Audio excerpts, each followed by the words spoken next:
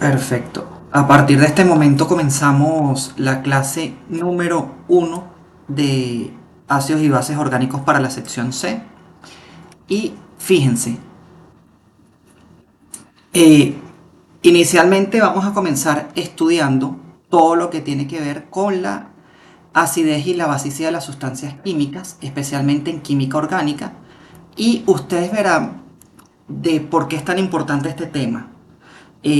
Como se lo mencioné a las otras secciones, uno de los autores más importantes de química orgánica, como es el Bruce Maham, eh, llegó o llegó a una de estas conclusiones, que probablemente no exista un equilibrio más importante como el que existe entre los ácidos y las bases orgánicas. Este es el equilibrio más importante que existe, inclusive a nivel biológico. Entonces, nosotros hemos estudiado, fíjense que química orgánica, a diferencia de lo que ustedes pueden ver en otras materias de la facultad, como por ejemplo en la parte de química general, que ustedes tienen como micro rupturas en la materia, que ven por ejemplo las propiedades físicas y químicas, perdón, la teoría atómica y la tabla periódica, y después pasan a soluciones y de teoría atómica y enlace químico, nada más necesitan recordar qué es lo que ustedes vieron referente a la tabla periódica. Este, Nosotros, en química orgánica, todo está aislado. Ustedes comienzan a ver la nomenclatura de los compuestos orgánicos, después en base a esa nomenclatura ven los enlaces químicos, ven estereoquímica, que necesitan conocer enlaces químicos, teoría del orbital molecular y resonancia, ven lo que son los efectos inductivos, resonantes, reacciones químicas. Aquí en acidez y basicidad explicaremos el comportamiento de sustancias ácidas y básicas según los sustituyentes que tenga la sustancia, y posteriormente en aluros del kilo utilizaremos todos estos métodos. Y finalmente, aquí en química orgánica 2, el tema uno es la continuación de aluros del kilo. Entonces es muy importante aprender lo que son los aluros del kilo en química orgánica 1. Entonces, ¿qué vamos a ver? Vamos a estudiar lo que es la naturaleza de los compuestos ácidos y básicos orgánicos. Veremos por qué son importantes y las clasificaciones de los ácidos y las bases orgánicos, como las bases diarrhenios. Veremos la ecuación de Henderson-Hasselbalch y por qué la misma es sumamente importante. Y estudiaremos la teoría de separación de mezclas orgánicas en función de propiedades ácido-base. La ecuación de Henderson-Hasselbalch es la ecuación más importante que ustedes utilizan en química de medicamentos. Déjenme aumentar un momento el audio de la grabación para que salga perfecto todo. Listo. Ok. Entonces, como les estaba comentando, química medicinal, que es química orgánica 3, es una materia que ustedes van a ver en el tercer año de la carrera. Uno de los factores más importantes es determinar si un determinado compuesto con naturaleza ácido-básica es capaz de absorberse bajo unas determinadas condiciones fisiológicas. Y esto es sumamente importante. Entonces, nuestros principales objetivos que nosotros vamos a ver en esta materia va a ser básicamente identificar las sustancias de acuerdo a su carácter ácido y básico, realizar unos pequeños cálculos, pero la materia va más hacia el punto de vista cualitativo y no cuantitativo, como ocurre en química general, y poder separar muestras de acuerdo a sus propiedades ácido-base. Entonces, es importante saber que los ácidos son sustancias de uso común. Eh, Son sustancias de uso común. Por ejemplo, el ácido clorhídrico está presente en nuestros jugos gástricos y ayuda a la disolución de los alimentos. El ácido sulfúrico es un componente principal, tiene muchas aplicaciones. De hecho, si ustedes quieren ver el grave desarrollo de un país, muchas veces dicen que vean el nivel de producción de ácido sulfúrico, porque es muy utilizado para la formación de baterías a nivel de la industria automotriz y otro tipo de baterías. El ácido bórico y el ácido fosfórico están presentes en la naturaleza, en grietas hidrotermales y en en rocas de fosfato. A nivel de los ácidos orgánicos comunes, bueno, el vinagre ustedes lo conocen. El vinagre es un ácido que está presente, disculpen que moví esto hacia acá. El vinagre está presente, el ácido acético, en una dilución del 5%. La aspirina, que es el ácido ascórbico, también la tenemos. Tenemos a la vitamina C, que es un componente esencial para mejorar el sistema inmunitario contra diferentes microorganismos en el ambiente. Y también tenemos, por ejemplo, los ácidos oleicos y malónicos.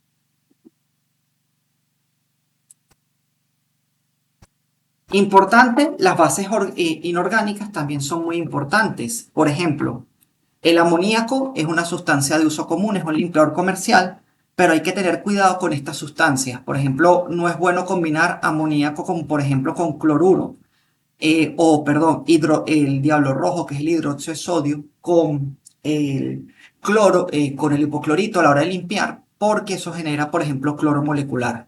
Entonces puede generar una reacción alérgica que inclusive puede llevar al paciente a ser hospitalizado. Es importante tener precaución con esto. Y tenemos, por ejemplo, el hidróxido de magnesio, que es un antiácido, es una base débil, se utiliza como antiácido para evitar adicionar bases fuertes, ya que una base fuerte generaría una reacción de neutralización lo suficientemente grande para producir un alto calor de disolución y eso quemaría más en el cuerpo. Y el alquitrán comercial y el alquitrán mineral, que están conformados por la piridina y la anilina, que son bases orgánicas.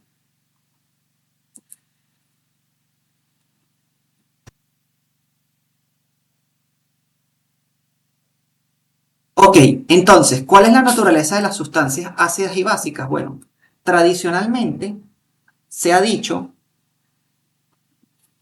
que los ácidos son sustancias como tal que tienen un sabor agrio y son corrosivos a los metales, mientras que las bases tienen un sabor amargo y también son sustancias que neutralizan las propiedades de los ácidos, pero a diferencia, las quemaduras de los ácidos son superficiales y se deben neutralizar con bases débiles como bicarbonato de sodio.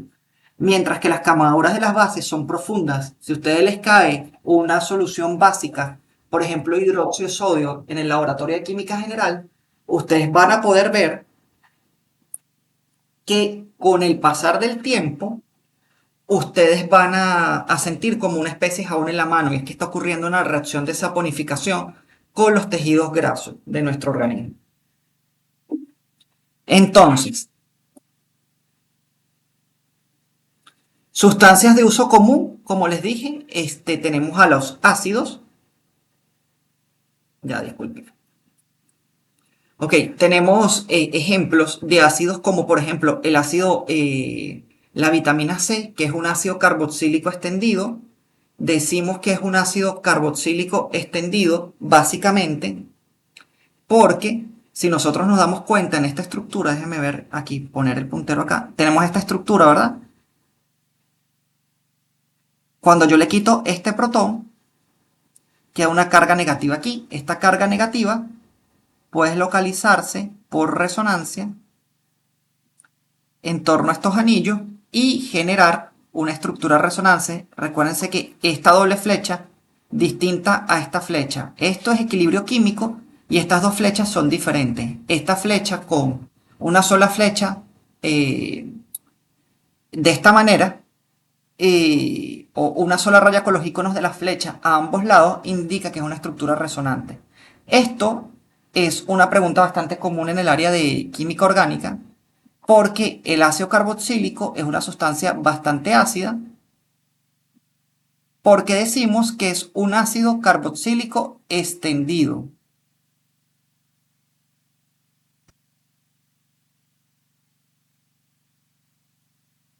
Y aquí es la cadena que ya vemos.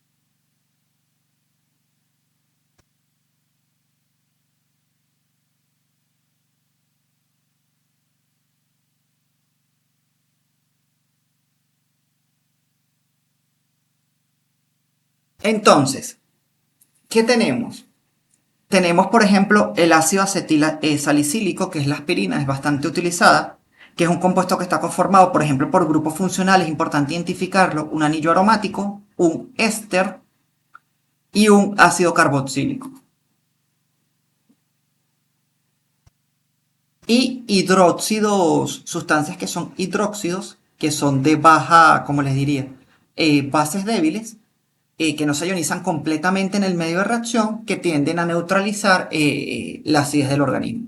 Entonces, también están presentes las sustancias ácidas y básicas en distintos procesos fisiológicos. Ustedes cuando vean fisiología en segundo año con la profesora Connie, van a estudiar estos procesos fisiológicos. Van a poder estudiar, por ejemplo, el sistema tapón del buffer en los pulmones y en la sangre.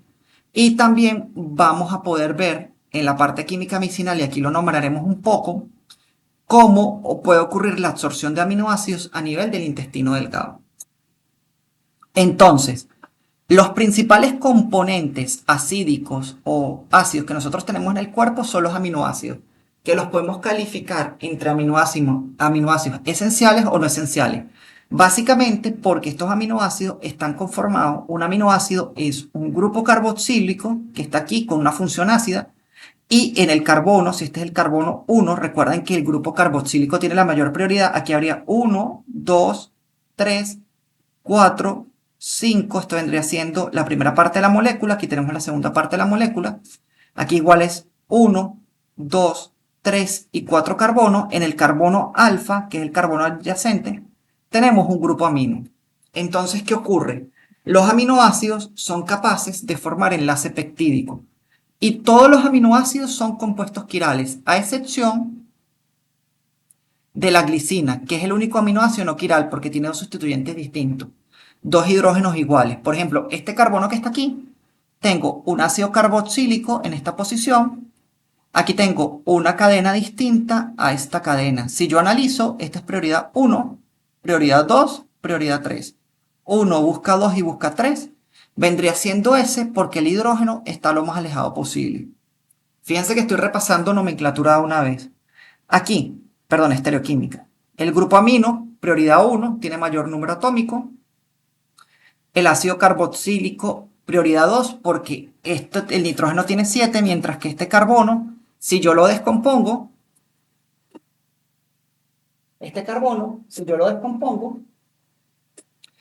aquí estaría unido a 2 oxígenos, perdón, a 3 oxígenos.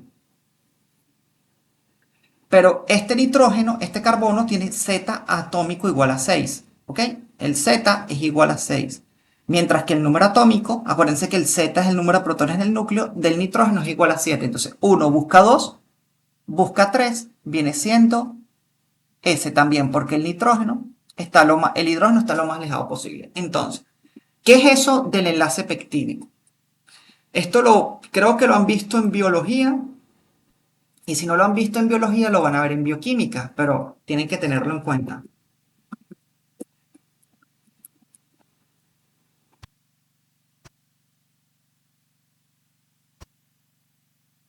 Vamos a ver si podemos buscar una imagen, por ejemplo, esta de Wikipedia.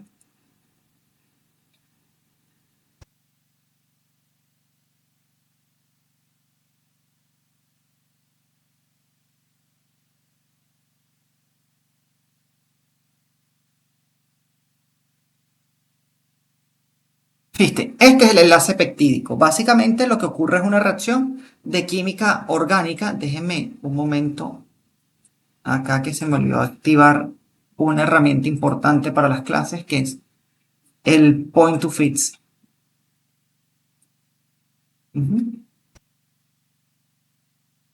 Ya se activó.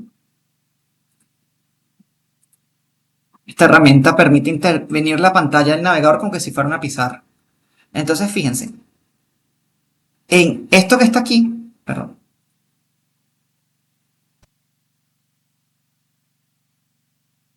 Ok, ya lo tenemos aquí. Fíjense, el enlace peptídico como tal, aquí tenemos dos aminoácidos. Tenemos un carbono, ¿verdad?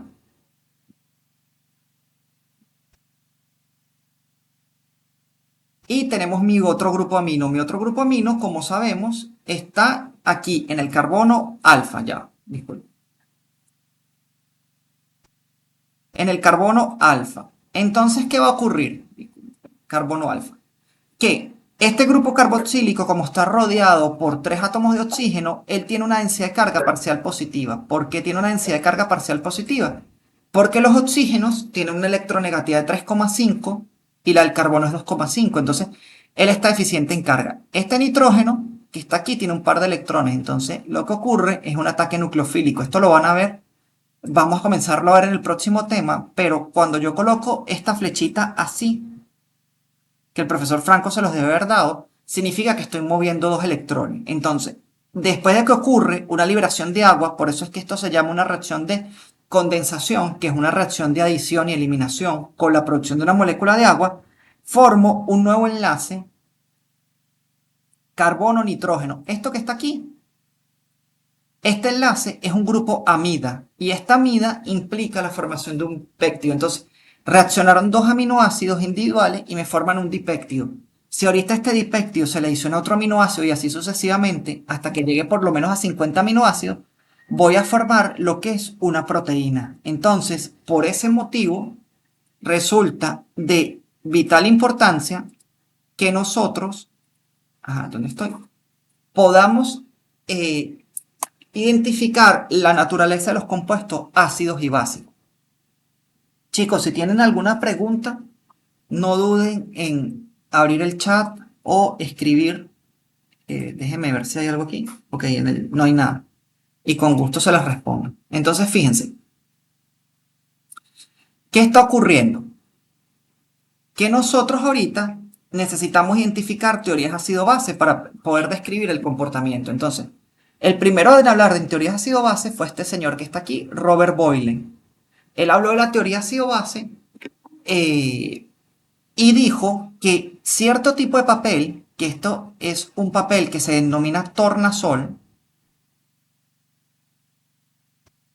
al ponerse en contacto con una solución ácida se torna de color rojo. Y al ponerse en contacto con una solución básica se torna de color azul. Es por eso que ustedes ven en los libros de química general o de orgánica que el ácido clorhídrico, por ejemplo, ustedes lo ven de color rojo representado en la literatura, haciendo alusión a la representación del papel tornasol y ven sustancias como el hidróxido de sodio o el hidróxido de potasio, que ustedes lo ven representado de color azul. Entonces, ¿qué va a ocurrir ahorita? Lo que va a ocurrir es lo siguiente, es que Boyle nada más hizo una descripción netamente cualitativa, pero no pudo decir porque una sustancia es un ácido o es una base. Nada más en base a cómo interaccionaban con el papel tornasol.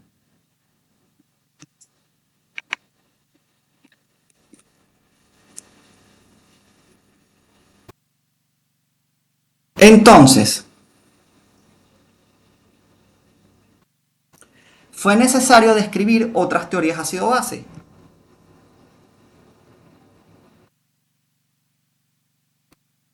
Ok, entonces nosotros aquí a nivel de nuestro alcance, nuestro curso, que es un curso de química orgánica básica para farmacéuticos, tomaremos la teoría de Faraday y la explicaremos, la de Renew, la de Brosten-Lowry y la de Lewis. Otras teorías más avanzadas como la de Usanovich, la de Fluch-Lutz que indica la transferencia de iones óxidos, o la teoría de ácidos duros y blandos de Pearson, que es ideal para explicar la formación de complejos de coordinación.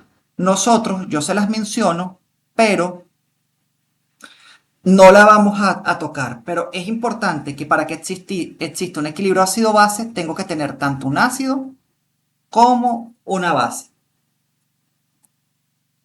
Entonces, el primero en hablar de la teoría ácido-base fue Michael Faraday. Michael Faraday en 1834, él dijo que los ácidos, las bases y las sales son compuestos electrolitos. Es decir, si yo tengo una solución de un ácido, de una base, aquí en solución y coloco dos electrodos, estas soluciones, si yo conecto estos circuitos a un circuito externo, a un bombillo, ellos son capaces de conducir corriente eléctrica donde los aniones se desplazarían hacia el cátodo cargado positivamente, los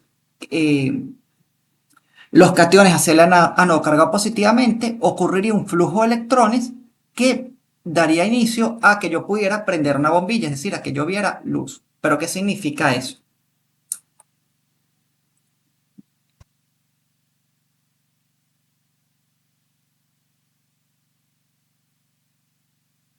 Vamos a ver aquí, esto.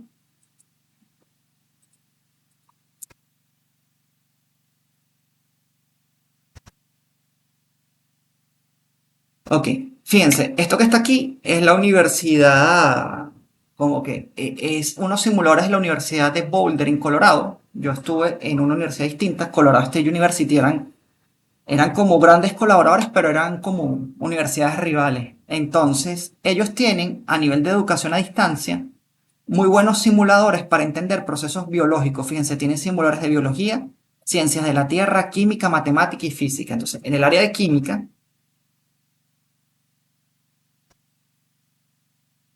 voy a buscar aquí. Ya, vamos a poner esto aquí más abajo. Déjenme buscar en el área de química. Hay simuladores especiales para pH. Ok, escala de pH.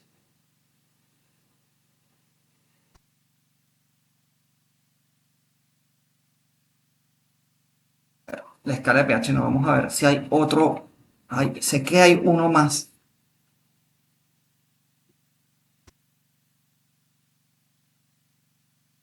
Ok, soluciones ácido-base. Este es el que quiero buscar.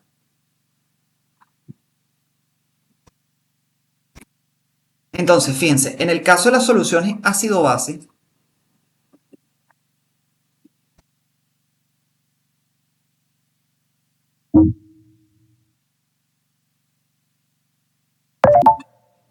entonces fíjense, aquí yo sí tengo una solución ácida. Vamos a ver. Ok. Fíjense, a medida que yo le incremento la concentración inicial del ácido, ¿verdad? Mi cantidad de ácido va a ir disminuyendo. Entonces, ¿pero qué va a pasar? Yo voy a tener más iones, perdón.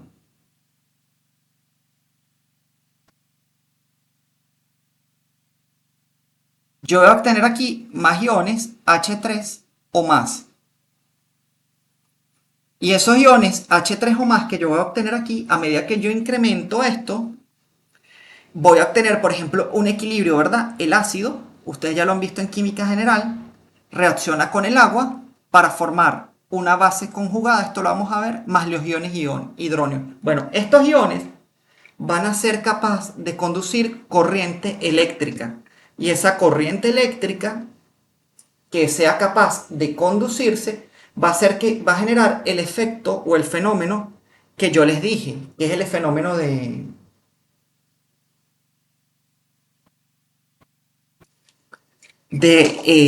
Faraday, la conducción eléctrica por parte de las soluciones ácidos y bases.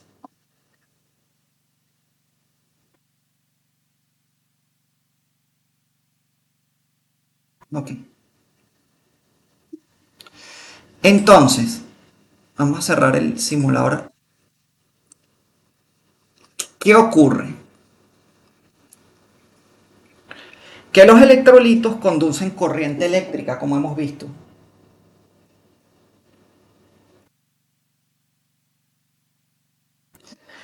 Y genera la conducción, pero esto no servía para explicar la teoría ácido-base. Entonces vino un señor llamado Svante Arrhenius. Svante Arrhenius fue un químico sueco que ganó el premio Nobel en 1903, pero fue bastante paradójico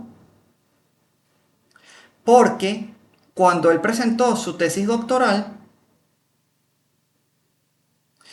eh, la catalogaron con una mención poco sobresaliente, porque los evaluadores decían que su teoría no era lo suficientemente buena y en verdad permitió explicar mucho el comportamiento de soluciones. Es decir, que los evaluadores más equivocados no podrían estar. Arrhenius básicamente dijo que un ácido es una sustancia que es capaz que al ionizarse, y hay que ver la diferencia entre ionización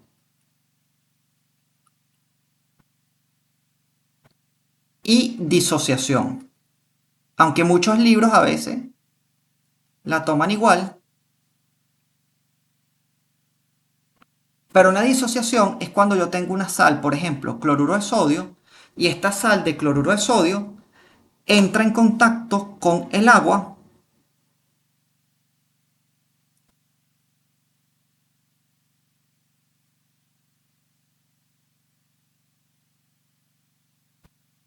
y es capaz de separar los iones cloruro, sodio y cloruro. Entonces, esto es disociación. Ionización es este fenómeno que está aquí. El ácido clorhídrico reacciona con el agua, se generan protones, que como sabemos no existen como tal, sino existen iones hidronio e iones cloruro. Entonces, para Arrhenius, un ácido es toda sustancia que genere protones en solución, incremente la concentración de iones hidronio. Y una base es toda aquella sustancia que sea capaz de incrementar los iones cloruros en solución. Perdón, iones hidroxilo en solución.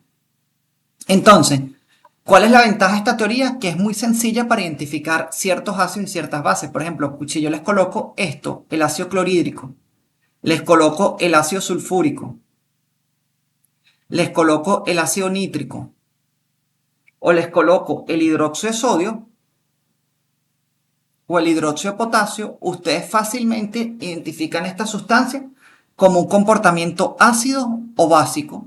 Si es un ácido o una base, en base a la definición de Arrhenius, esto va a incrementar OH es una base, esto va a incrementar ácido, ácido y ácido, entonces es un ácido. Entonces, esta teoría es muy sencilla para reconocer ciertos ácidos o ciertas bases. Limitaciones. Solo se limita a soluciones acuosas. El protón no existe en su forma aislada, solamente existe en su forma hidratada. Perdón, no existe en su forma hidratada. En la teoría de Arrhenius, solo existe en su forma aislada. O sea, él no considera ninguna participación al medio de reacción. Es decir, esto que nosotros conocemos hoy en día, que es la reacción del ácido clorhídrico acuoso más el agua líquida que se ioniza completamente para generar iones hidronio acuoso más cloruro menos acuoso, esto él no lo toma en cuenta porque él no dice que existen los hidronios, él dice que existen protones.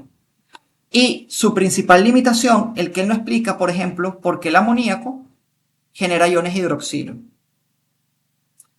En este caso vendría siendo, voy a ponerlo aquí, la limitación de la teoría del Arrhenius es que él no explica, por ejemplo, por qué ocurre esta reacción.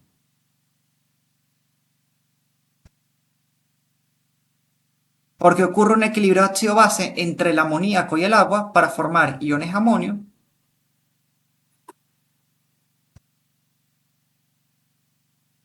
acuoso más iones hidroxilo. Él no era capaz de explicar esto. Entonces, surgió otra teoría, que fue la teoría ácido-base que ustedes están estudiando, van a estudiar en química general, que es la teoría de Bronsted-Lowry. Básicamente, la teoría de Bronsted-Lowry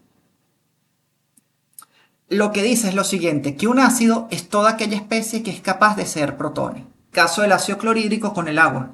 ¿Qué ocurre aquí si yo quisiera ver esta reacción a nivel molecular? El cloruro es mucho más electronegativo que el hidrógeno, entonces él está parcialmente cargado negativamente, parcialmente cargado positivamente. Es decir, el enlace, yo lo pudiera ver así como que los electrones están muy cerquita del cloruro y bastante lejos del hidrógeno. Entonces esto hace que esto sea un enlace lábil o covalente polar. El hidrógeno toma un protón, generar cloruro, para formar iones hidronio más iones cloruro. ¿Y qué va a ocurrir? El pH de la solución va disminuyendo.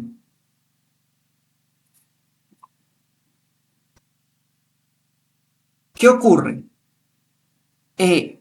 Si un ácido es una especie que es capaz de ceder protones, una base entonces va a ser una especie que acepta protones, el equilibrio que les mostré con anterioridad. El amoníaco reacciona con el agua. Esta es la representación en B de Lewis del agua. Se las estoy haciendo para que nos vayamos a ver a la idea, porque en el próximo tema, que se los voy a dar yo también, esto lo vamos a tocar, entonces necesito que ustedes ya lo manejen y a partir de ahorita todo va a ser en esta representación. Entonces, el amoníaco va a reaccionar con el agua, produciendo un equilibrio, ¿verdad? Entonces, ¿qué ocurre?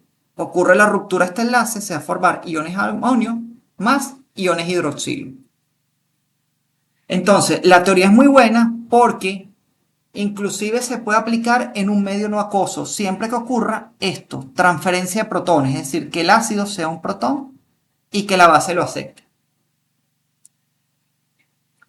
Es la teoría más universal. ¿Por qué es la teoría más universal? Sencillamente porque es la teoría ácido-base que se aplica en un medio acuoso y el agua se conoce como el solvente universal.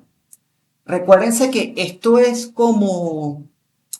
la capacidad del agua de disolver muchas sustancias, pero él no disuelve a todos los compuestos. Por ejemplo, si ustedes colocan en su casa aceite y agua, esto no forma una solución, lo que forma es dos fases.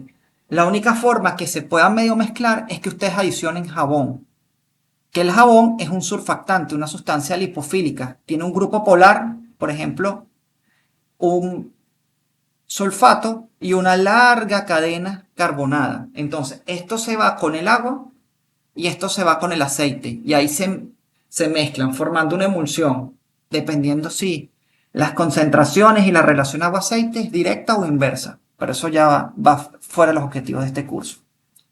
Entonces, lo importante de toda teoría ácido-base es que toda sustancia ácida, ¿verdad? Todo ácido tiene su base conjugada. Entonces, el ácido clorhídrico tiene su base conjugada, que es el cloruro. Y toda base tiene su ácido conjugado. Entonces, el agua, que es una base, tiene su ácido conjugado, que es el ion hidróneo. La fortaleza de un ácido, como lo veremos ahorita, va a depender de la estabilidad de este señor de la base conjugada. Esto lo vamos a ver más adelante, pero es importante tener estos conceptos claros. Mientras que en el caso del amoníaco, que es una base, él va a reaccionar con el agua. Entonces, la base, que es el amoníaco, va a tener su ácido conjugado y el ácido va a tener su base conjugada.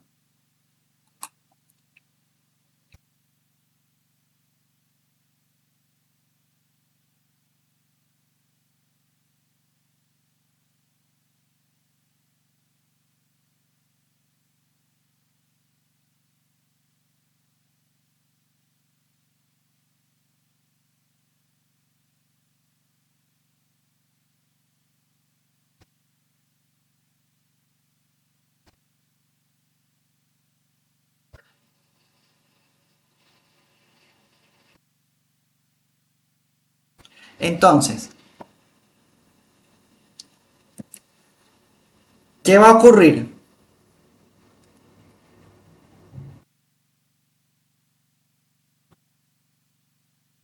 Que la ventaja de esta teoría, la teoría de ácidos y bases de Bronsted-Lowry, es que no toma en cuenta la participación del medio de reacción, la ventaja, toma en cuenta la participación del medio de reacción. Fíjense que el agua ahorita está aceptando, recibiendo protones. De hecho, se está comportando como una sustancia anfótera. Aquí en esta parte, fíjense, aquí el agua, en esta ocasión, cuando él está con el ácido, ¿verdad? El agua está aceptando un protón, se comporta como una base. Y aquí con el amoníaco está cediendo un protón, entonces se está comportando como un ácido. Entonces tiene un comportamiento anfotérico.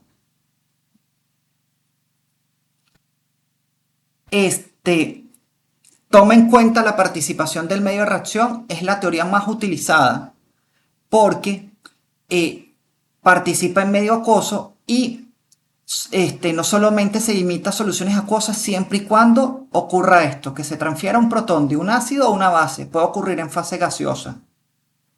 Y explica el comportamiento de ciertas sustancias, como que el amoníaco sea capaz de producir un incremento en el pH y un incremento en la concentración de iones hidroxilo al reaccionar con el agua. Limitaciones. Solo se aplica si hay transferencia de protones y no explica la formación de un aducto ácido-base.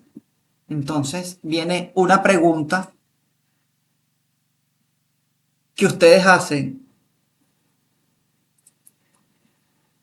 Un aducto ácido-base, por ejemplo, si yo tengo una sustancia, vamos a abrirle aquí nuestra querida tabla periódica.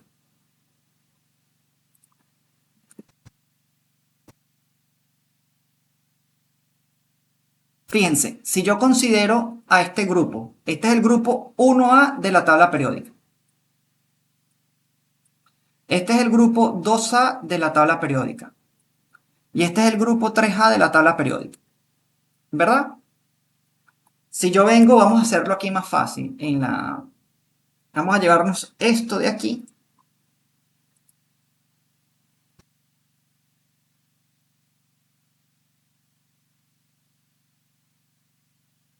Ok.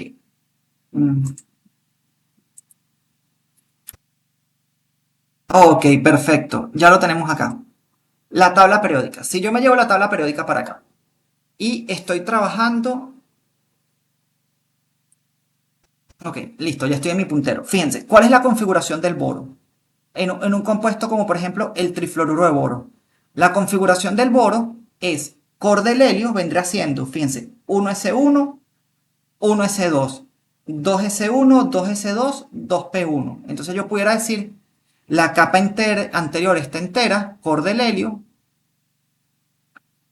2s2, 2p1. Entonces, ¿qué tengo acá? Aquí tengo 3 electrones de valencia. Entonces, ¿cuál vendría siendo la geometría de este compuesto que ustedes ya lo vieron en química general y en química orgánica? Este tiene una geometría, este boro, tiene una hibridación sp2. Quiere decir que estos ángulos de enlace están separados 120 grados.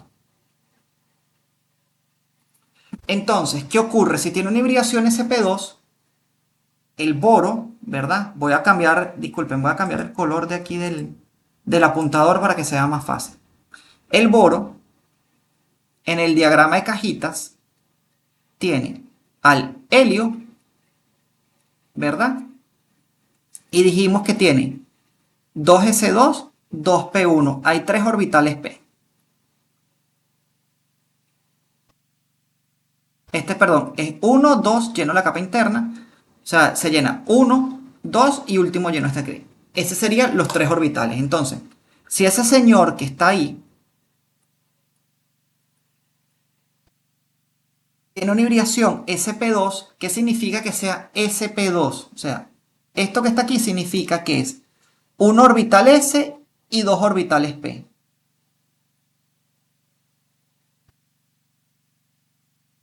Y aquí tengo otro orbital p afuera. Entonces, ¿qué voy a obtener? 1, 2 y 3. ¿Qué ocurre? Vamos a cambiar el color. En este compuesto, vamos a poner el boro. Aquí puso un electrón. Aquí puso otro electrón. Y aquí puso otro electrón. ¿Y qué hace el flúor? El flúor está aquí, ¿verdad? Ya. El flúor está acá. Su configuración del flúor es 2s2, 2p5. Entonces aporta un solo electrón. Entonces el flúor va a venir y va a poner 1, 2 y 3 electrones porque hay 3 flúor. Según el principio de exclusión de Pauli, ningún electrón puede tener los 4 números cuánticos principales, por eso uno arriba, otro abajo. Entonces, ¿qué ocurre? Ese compuesto tiene un orbital p vacío. Eso es un aducto ácido-base. Si yo tengo este compuesto y tengo una sustancia, por ejemplo el amoníaco o un alcohol, con un par de electrones disponibles, me forma esto para formar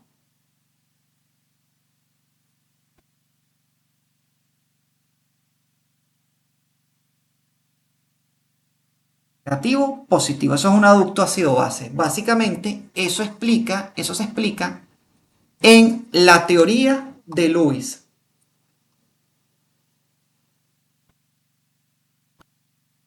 que es la última teoría ácido-base que vamos a ver.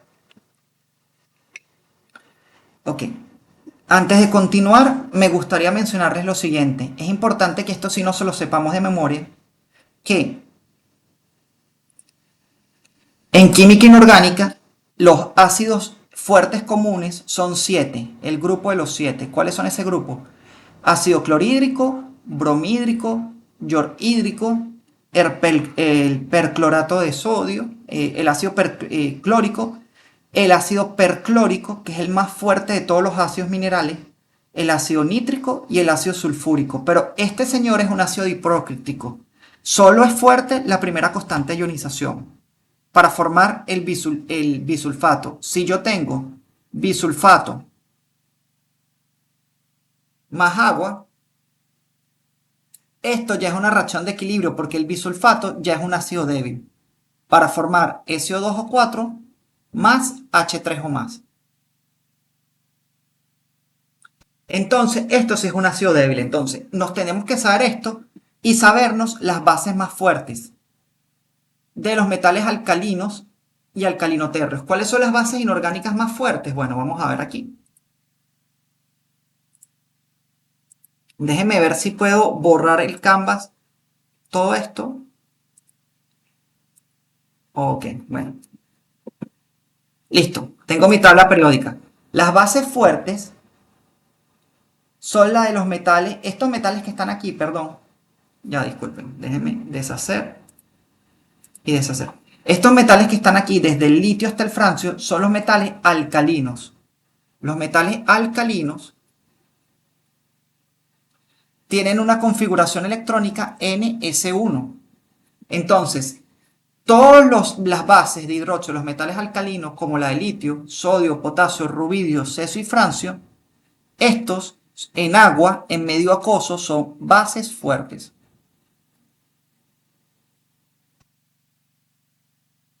Y la de los metales alcalinoterros, las bases fuertes, son el hidróxido de calcio, la de los metales pesados, hidróxido de bario, e el hidróxido de estroncio. Estas son las bases fuertes. Por ejemplo, el hidróxido de aluminio o el hidróxido de magnesio, que está aquí arriba,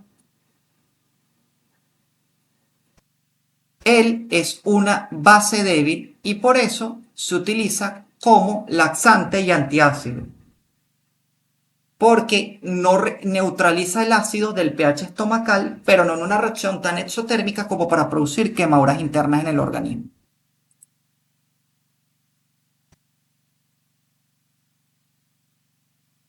Entonces,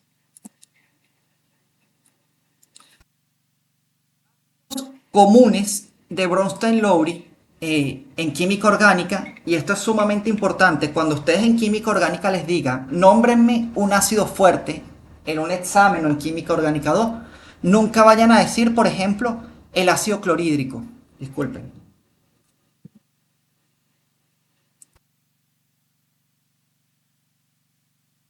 Nunca vayan a decir, por ejemplo, un ácido como el ácido clorhídrico. No, ustedes tienen que decir ácidos carboxílicos, ácidos sulfónicos o, por ejemplo, imidas. Este también es fuerte porque si yo pierdo este protón, aquí queda una carga negativa y se deslocaliza por resonancia a estas partes del anillo.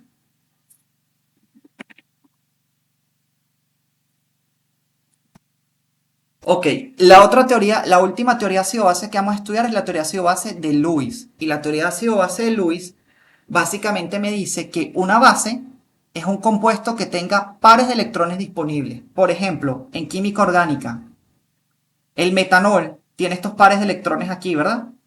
Es una base de Lewis. Otro, el éter metílico, los éteres. Otras bases comunes, las aminas. Por ejemplo, una amina secundaria es una base de Lewis. Y un ácido Lewis es toda aquella especie que acepte un par de electrones, es decir, que esté deficiente en carga. Trifluoruro de boro, tricloruro de aluminio. Este, también tenemos, por ejemplo, sí, bueno, también el tribromuro de hierro, que son catalizadores. Estos son catalizadores típicos en química orgánica y en química organometálica o inorgánica de catálisis homogénea, reacciones que se llevan a una sola fase. Entonces, por ejemplo, el amoníaco, esto que está aquí es la representación del amoníaco. Esto que está aquí es la representación del trifluoruro de boro. El boro, como ya vimos con anterioridad, está deficiente en carga, configuración. Ya va. Vamos aquí. Déjeme buscar la borra. Perfecto. El boro, configuración 2s2, 2p1. Tengo par de electrones disponibles, tengo un orbital disponible. El amoníaco me cede su par de electrones y me forma lo que es un aducto ácido-base. Esto que está aquí es lo que vieron con el profesor Franco. Este es el orbital HOMO, High Occupied Molecular Orbital, y este es el orbital LUMO. Low es un Occupied Molecular Orbital. Y aquí es otro ejemplo de las reacciones de Lewis, donde tengo un aldehído, este protón no es acídico, va a tomar un protón del ácido clorhídrico para formar una especie protonada. Básicamente esto es una reacción de activación de grupo acilo. Después, cuando este grupo acilo está activado, puede venir cualquier ataque nucleofílico por acá para formar un nuevo compuesto.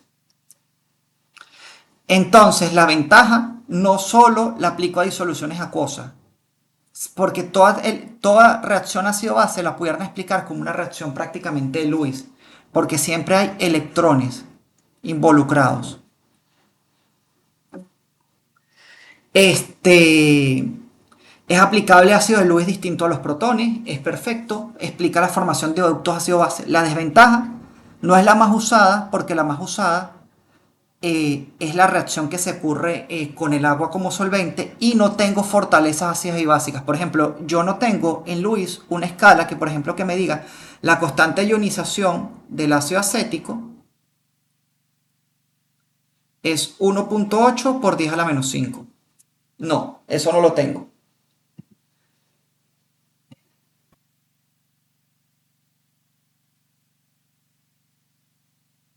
Eso no lo tengo. Yo no tengo una reacción que me diga eso, que me diga que el pK del ácido clorhídrico es 10 a la 7. En Lewis no lo tengo. En Lewis yo tengo que inferir de esto en base a mis criterios físico-químicos y a mis conocimientos. Entonces, para determinar las reacciones ácido-base,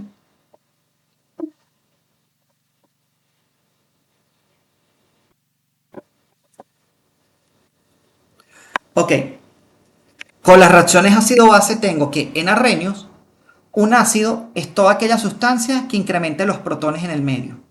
Una base que incremente la concentración de diógenes hidroxilo. En Brose-Taylor, un ácido es sencillo porque va a ser una especie que cede H+. Y una base va a ser una especie que acepta H+. En Lewis, un ácido cede un par de electrones y una base acepta un par de electrones. Entonces, toda teoría ácido-base es capaz de formar pares conjugados. Déjenme ver si creo que hubo un mensaje aquí. Si tienen alguna duda, por favor me preguntan. Con mucho gusto se las aclaro. No, otra pantalla. Entonces, fíjense. Esta parte de este tema es bueno, la introducción, y la he preparado. No es muy larga, pero la he preparado especialmente para ustedes. Están viendo, creo que ustedes ya vieron, equilibrio ácido-base o lo están viendo. Entonces, todo esto nos permite recapitular. Por ejemplo, tengo este ácido, ¿quién es? Ya va, perdón, voy hacia atrás.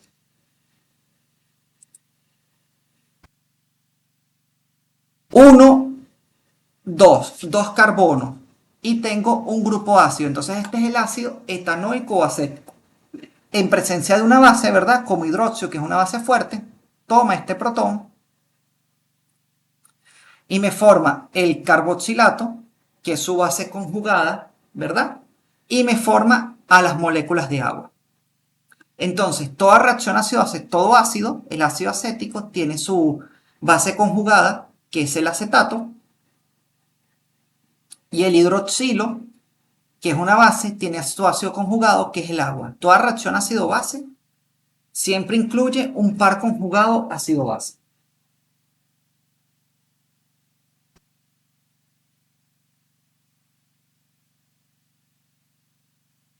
Entonces,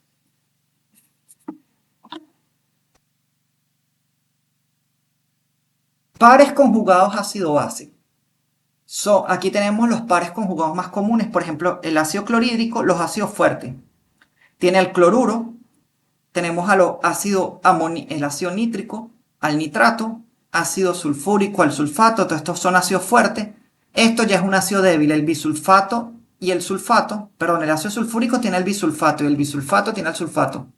El ácido carbónico tiene el bicarbonato, pero como sabemos, el ácido carbónico generalmente y especialmente en medio ácido, ¿verdad?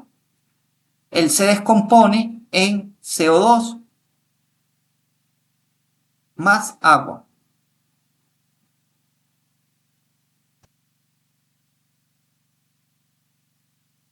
El agua tiene a los iones hidroxilo, el amonio tiene el amoníaco. Entonces, por ejemplo, es posible separar compuestos en función de sus propiedades ácidas y básicas. Dame un momentico ya para tomar algo.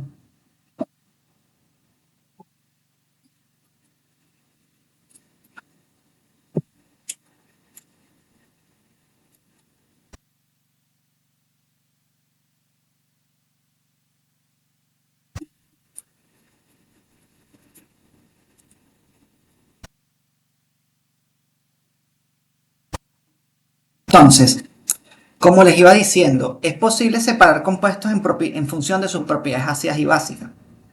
Aquí yo tengo tres grupos funcionales. Tengo el grupo funcional ácido carboxílico, el grupo funcional aromático y tengo un éster.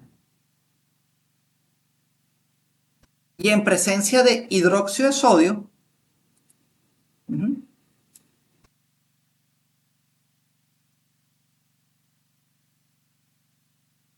este hidróxido de sodio es una base, puede tomar un protón de este ion hidroxilo para formar lo que es una base, el acetil salicilcilato y el agua. Esto me va a permitir separar, por ejemplo, sustancias ácidas y sustancias básicas.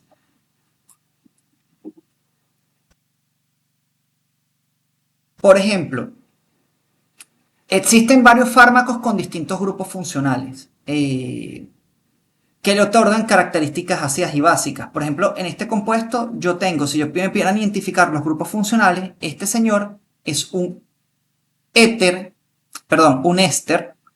Tengo un compuesto aromático. Este señor que está aquí es una amina secundaria. No es una amida porque aquí no tengo un doble enlace. Aquí sí tengo la amida.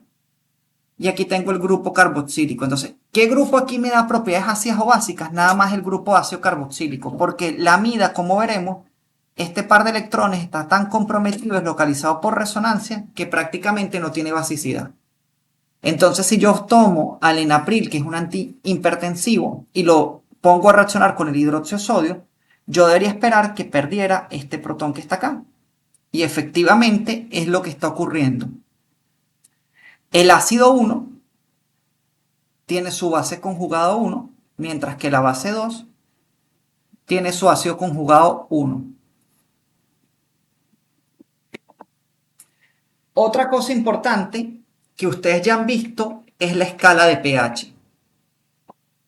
La escala de pH básicamente se desarrolló en soluciones acuosas.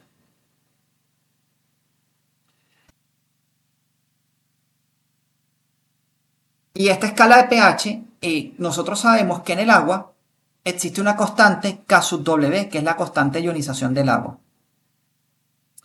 El agua tiene por sí un equilibrio de autoionización, es decir, H2O líquido, ¿verdad? Dos moléculas de agua, o vamos a verlo más fácil en...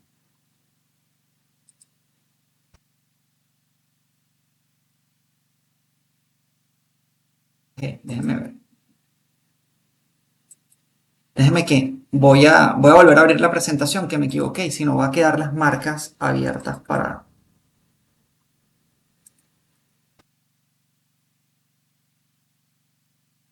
Entonces, fíjense, ¿qué ocurre con el agua? El agua tiene un equilibrio de autoionización. Tenemos una molécula de agua líquido más otra molécula de agua líquida.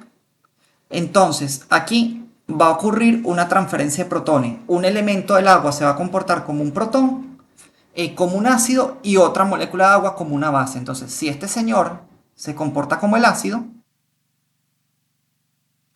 y este señor como la base, en este caso, él va a ceder un protón, entonces se queda como OH menos, y el agua se va a quedar como H3 o más. Sabemos que el agua tiene lo que llamamos un equilibrio de autoionización, K sub W, que no tomamos en cuenta las aguas líquidas, a las sustancias líquidas como vieron en general, porque su densidad y por ende su concentración no varía casi con la temperatura ni con los cambios. Entonces, este es el equilibrio de autoionización del agua.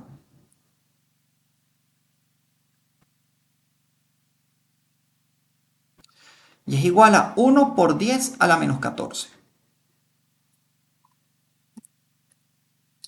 Entonces, si ese es 1 por 10 a la menos 14, vamos acá.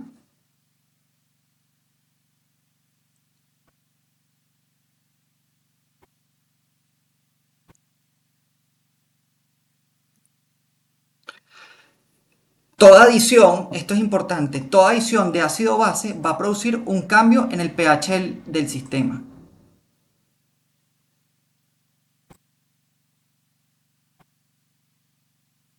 Entonces, la escala de pH, como ustedes saben, va de 0 a 14, pero pueden haber sustancias, si ustedes le sacan el pH a una solución de ácido clorhídrico 2 molar, le da menos 0,3, y si se lo saca a una solución de hidróxido de sodio 2 molar, le da 14,3. ¿Qué significa esto? Esto significa que pueden haber valores extremos que se salgan de la escala de pH.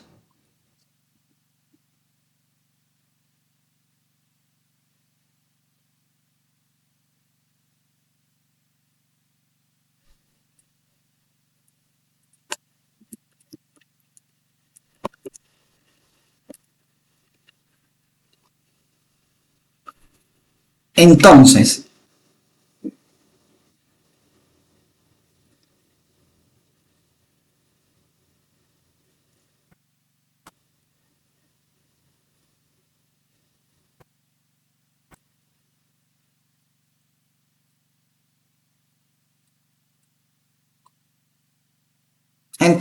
si yo tengo esto que está aquí, escala de pH, y yo tengo una sustancia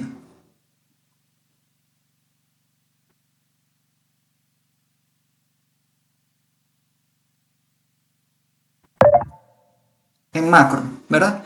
Si yo tengo, por ejemplo, el agua, tengo una solución de 1 litro y yo a esta solución de 1 litro, por ejemplo, le adiciono agua, fíjense que el pH de la sustancia sigue siendo neutro. Yo puedo vaciar esa agua y el pH, según mi probeta, sigue siendo 7. Ahora, si yo vengo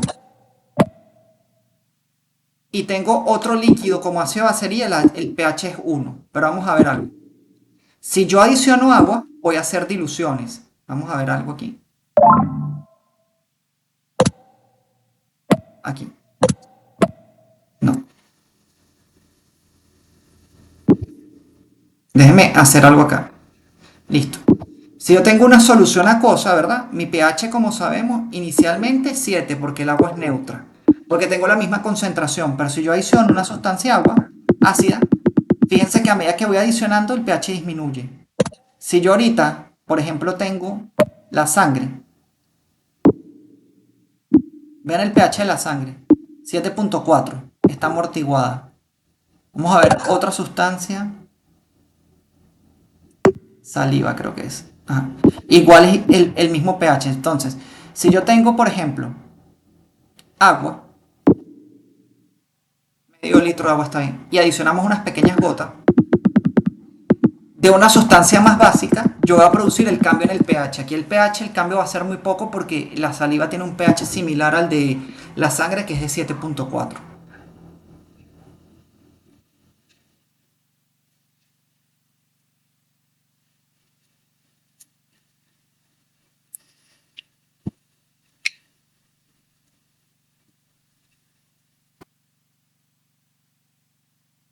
Ok, entonces, perdón. Ah, listo. Aquí, ¿qué ocurre? En todo equilibrio ácido-base, como ustedes lo han visto, yo puedo escribir una constante de acidez, que la constante de acidez o la constante de equilibrio siempre es el producto de las concentraciones molares de los productos elevados a su coeficiente estequiométrico dividido entre el producto de los reactivos elevados a su coeficiente estequiométrico. En el caso de acá, que es la ionización del ácido A por la ley de acción de masas,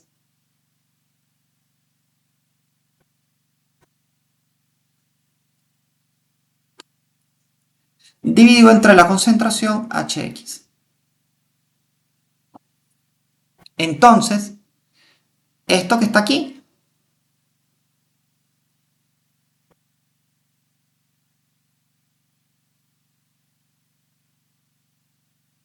vendría siendo nuestra constante de ionización ácida. Y de igual manera, porque es un ácido, porque está cediendo protones para las bases, yo puedo escribir una constante de ionización básica que vendría siendo BH más OH menos sobre B.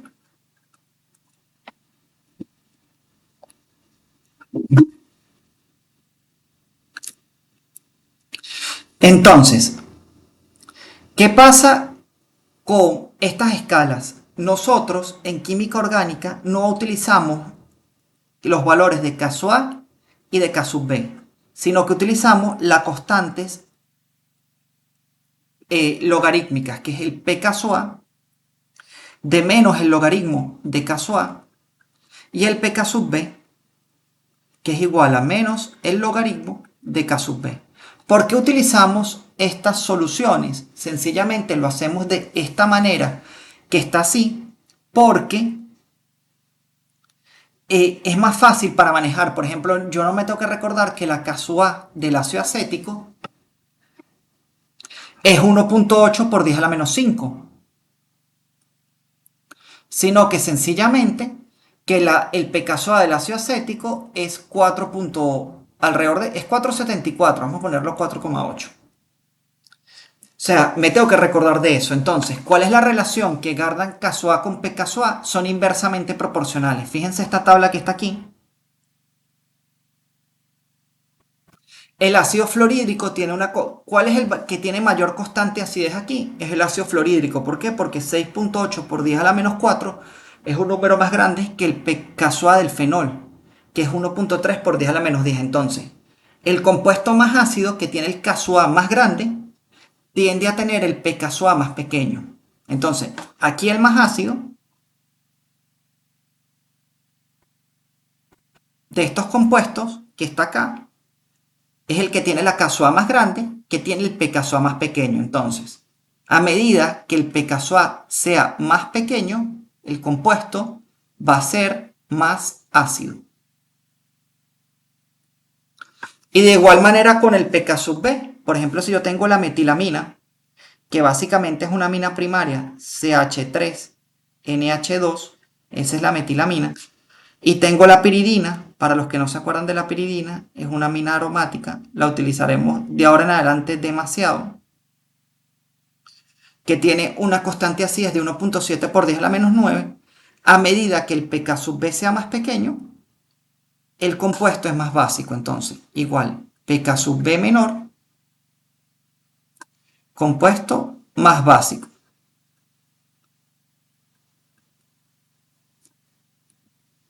Entonces, la relación que guardan, como se los dije con anterioridad, a menor pKa, mayor acidez, a mayor pKa, mayor basicidad. Claro, es lógico, si el compuesto, si cuanto pKa es menor, es más ácido, si el pKa es mayor, el compuesto es menos ácido, que es lo mismo que es más básico. Igual con el pKb, a menor pKb, mayor basicidad. Son relaciones inversas. Ok, uno de los parámetros más importantes que ustedes van a tener en química orgánica y en química orgánica medicinal es esta ecuación que está aquí, la ecuación de Henderson-Hasselbalch. Ya disculpa, un momento. La ecuación de Henderson-Hasselbalch, que el pH es igual al pKa más el logaritmo de la base sobre el logaritmo del ácido. ¿Qué me indica esta ecuación de Henderson-Hasselbalch? Esta ecuación de Henderson-Hasselbalch me puede ayudar para saber cuándo un determinado compuesto se puede absorber en una determinada solución, a un determinado medio fisiológico. Por ejemplo, si yo suministro un hipertensivo por aplicación vía oral, si ese compuesto es capaz de absorberse, por ejemplo, en el estómago bajo las condiciones dadas. Porque el compuesto puede ser muy bueno, pero si el compuesto no es capaz de absorberse, no voy a hacer más nada. Entonces, la ecuación de Henderson-Hasselbalch solo es aplicable cuando la relación entre la base conjugada y el ácido es una relación similar a esta. Entonces, vamos a ver un ejercicio práctico adelante. Entonces, ¿qué me dice la ecuación de Henderson-Hasselbalch? Que si yo tengo, por ejemplo, en la sangre, que es un sistema biológico que está fuertemente regulado por un buffer tapón. El pH de la sangre varía entre 7.35 y 7.45. Si el pH de la sangre disminuye a 6.8, aumenta a 7.8, se causa la muerte del organismo. Hay una acidosis o una alcalosis fuerte. Entonces, el sistema que regula el pH de la sangre es este buffer que está aquí. Entre el buffer de ácido carbónico y bicarbonato. Sabemos que el bicarbonato se descompone, entonces el bicarbonato reacciona con los protones para formar ácido carbónico, que esto a su vez se descompone en CO2 y agua. Y eso es lo que hace que el pH del organismo se regule. ¿Por qué? Porque si yo adiciono, por ejemplo, una sustancia ácida, va a reaccionar con mi bicarbonato, que es la base. Este es el principal sistema regulador y ustedes en fisiología van a tener que estudiar todo este sistema regulador del pH. Por ejemplo, la formación de anhidrasa carbónica, los procesos que incluyen hemoglobina, la formación al interior del eritrocito, la difusión en los pulmones, la anhidrasa carbónica, etc. Entonces, antes de explicar un ejercicio práctico de la ecuación de Henderson-Hasselbalch como tal, En primer lugar, tenemos que saber cómo un fármaco se absorbe. Un fármaco se absorbe generalmente, él tiene que atravesar distintas barreras o distintas membranas biológicas. Una vez que el fármaco es absorbido, pasa al organismo a la sangre, ¿verdad? Es absorbido en el intestino, pasa a la sangre y de ahí es distribuido hacia el órgano, por ejemplo, si es un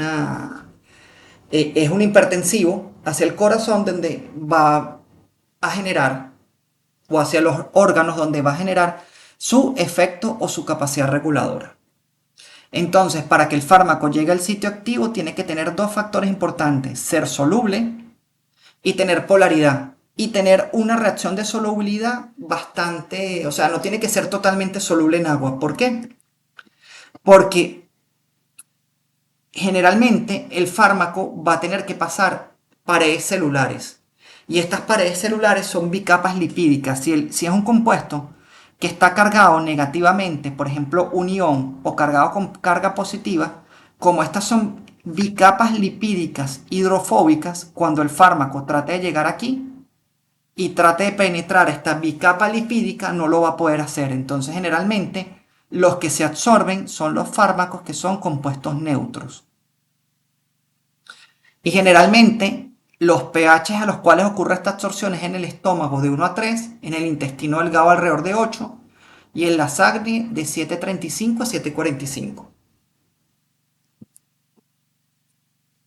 Entonces, vamos a ver una pequeña aplicación de la ecuación de Henderson-Hasselbalch.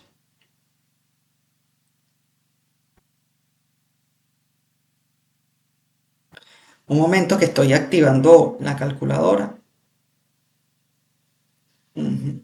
Listo, fíjense. Vamos a resolver este ejercicio. Ya, ay, me fue.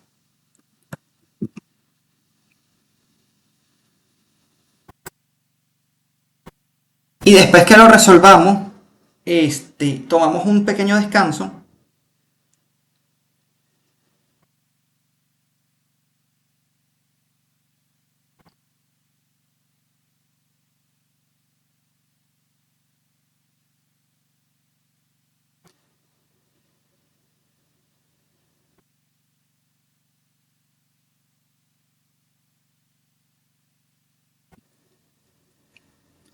Entonces, fíjense.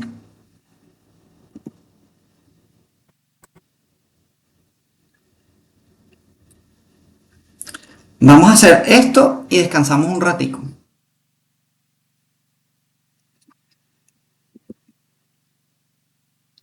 Ok, ¿qué me dice este ejercicio? Me pregunta lo siguiente. Determinar si un ácido débil, en este caso la aspirina, ¿verdad? Compuesto con sus tres grupos funcionales, su ácido carboxílico, en medio acuoso, como el ácido acetil salicílico, la aspirina, con un pKa, fíjense que no me están dando KA de 3,6, es capaz de absorberse a nivel estomacal a un pH de igual a 1. Entonces, ¿cuál es la ecuación de Henderson-Hasselbalch? Vamos a traerlas para que las vean. Es pH es igual a pKa más el logaritmo de la base, y ahorita me preguntarán, conjugada sobre el ácido.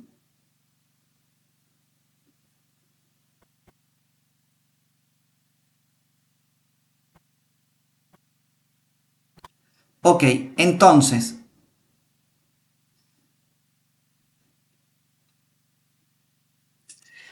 voy a traerme la ecuación de Henderson-Hasselbalch para que confirmemos esto.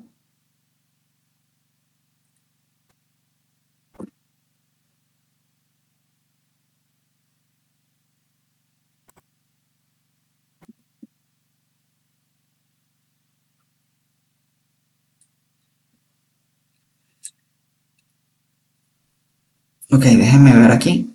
Ajá, les parece que tuvo un problema con el canvas acá. Ok, perfecto. Entonces, fíjense, me están diciendo si eso se va a absorber. Entonces, ¿qué valores tengo? Tengo el pH del organismo, tengo el pKa, pero tengo el logaritmo, ¿verdad? No tengo el logaritmo y tengo la base y el ácido. ¿Qué es eso de base y ácido? Bueno, eso se refiere a este equilibrio que está aquí, al equilibrio de mi sustancia, que sería mi aspirina.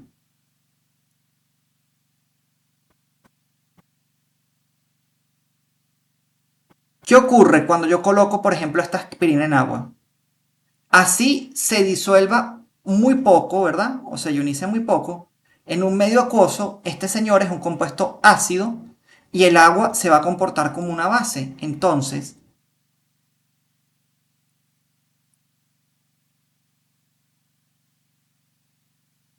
voy a obtener esto más H3O más. Esto que está aquí es esto. Entonces, esto viene siendo la base.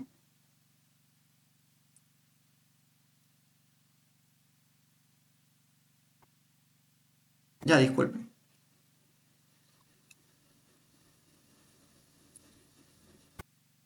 Este viene siendo la base y este viene siendo el ácido.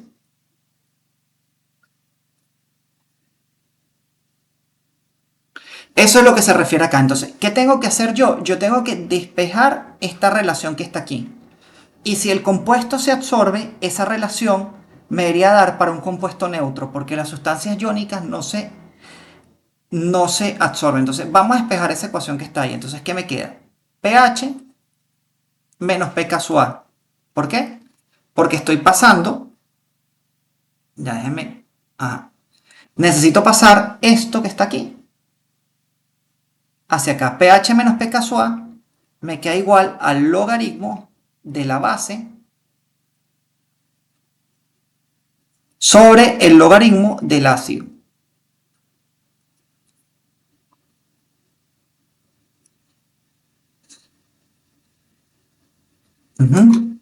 Ya. Ajá. Momento que hay un inconveniente tecnológico aquí. Ajá, listo. Entonces, ¿cómo despejan eso? Como ustedes ya vieron en sus cursos de matemáticas básicos, yo para despejar esto tengo que aplicar un antilogaritmo. Que básicamente el antilogaritmo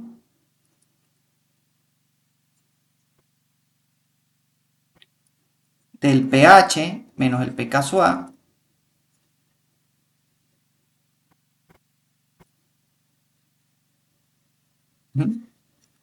aquí sería el antilogaritmo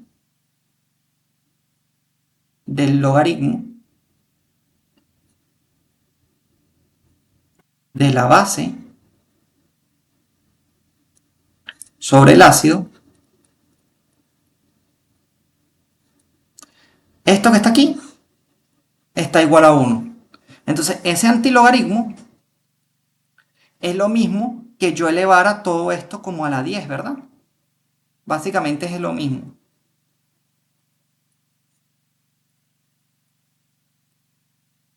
Entonces, cuando yo hago eso, ¿qué me va a quedar? Que la relación base sobre ácido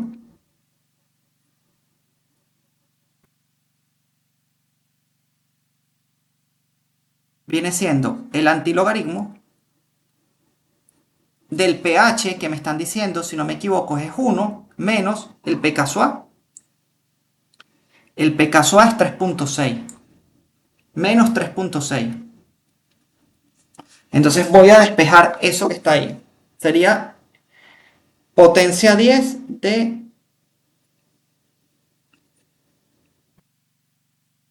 ya va.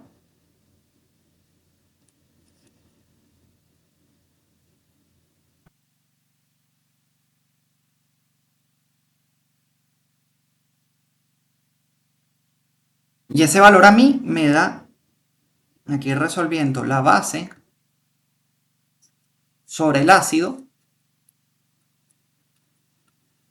me da 0.0025. Si lo quisiera llevar a porcentaje, sería multiplicarlo por 100. Y esto me daría que sería 1 y 2, ¿verdad? Sería 0.25%. Está ionizado el compuesto.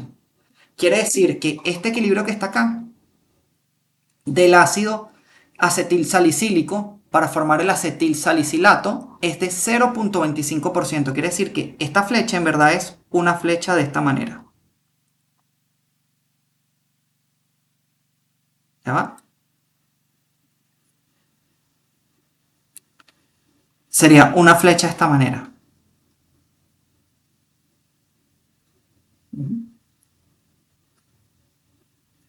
El equilibrio sería desplazado hacia los productos una flecha grande, una flechita pequeña hacia los reactivos. 0,25%. ¿Qué significa eso? Que bajo esas condiciones el compuesto sí se absorbe en el pH en cuestión. Entonces,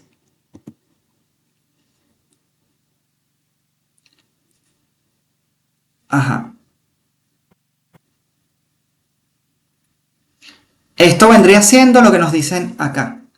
Que el compuesto, fíjense, da 0,25%. El compuesto sí se absorbe. ¿Por qué? Porque los compuestos iónicos, cuando esta relación les da, por ejemplo, 5%,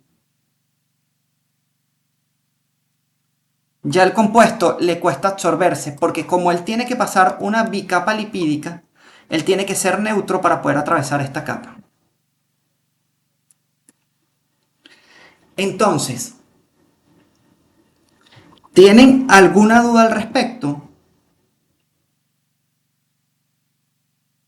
En esta primera clase, para que hagamos un pequeño break, que ya deben estar cansados.